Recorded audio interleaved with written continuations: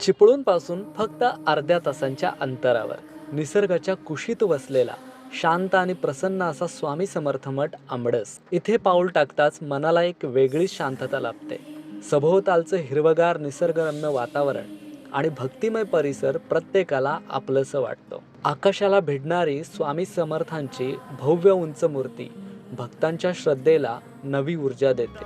त्यानंतर शनिदेवांचं दर्शन घेत मन अधिकच प्रसन्न होतं. मठाच्या गाभाऱ्यातील स्वामी समर्थांची तेजस्वी आणि मनाला स्पर्श करणारी मूर्ती पाहताच क्षणभर सर्व चिंता विसरून जातात.